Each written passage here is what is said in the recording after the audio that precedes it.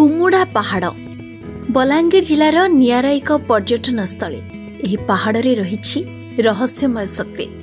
ଅନେକ ଲୋକ ଅନେକ କଥା କହନ୍ତି ଏହି ପାହାଡ଼କୁ ନେଇ। ଏଠିକାର ପ୍ରାକୃତିକ ସୌନ୍ଦର୍ଯ୍ୟ ପାଇଁ ଏଠି ଅନେକ ଲୋକଙ୍କ ଭିଡ଼ ଜମିଥାଏ। ଏହି ପାହାଡ଼ ବଲାଙ୍ଗୀର ଜିଲ୍ଲାର ଟିଟଲାଗଡ଼ରେ ରହିଛି। ପାଖାପାଖି ବଲାଙ୍ଗୀରଠୁ 60 କିଲୋମିଟର ଦୂରରେ ଅବସ୍ଥିତ। ଏହି ଜାଗାକୁ ଆସିବାକୁ ହେଲେ ପ୍ରଥମେ ବଲାଙ୍ଗୀରକୁ ଆସି ଏହି ଜାଗାକୁ ଟ୍ରେନ୍ରେ କିମ୍ବା 2 ଚକିଆ ଓ 4 ଚକିଆ ଯାନରେ ଯିବା ଆସିବା କରିପାରିବେ। ରହସ୍ୟମୟ ପାହାଡ଼ ହେଉଛି ଏହି କୁମୁଡ଼ା ପାହାଡ଼।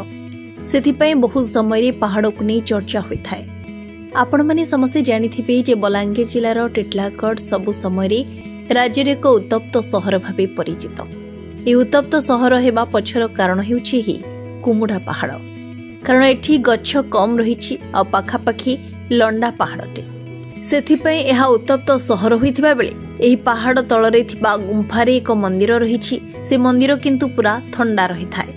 ଭିତରକୁ ପଶିଗଲେ ପୁରା ବରଫ ପଡ଼ିବା ଭଳି ଲାଗୁଥାଏ।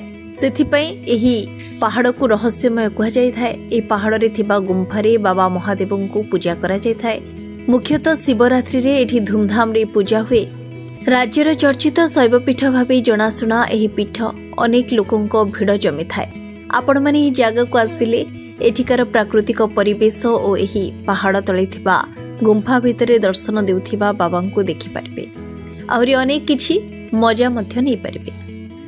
ଆପଣ ଦେଖୁଛନ୍ତି RCN ଓଡ଼ିଆ।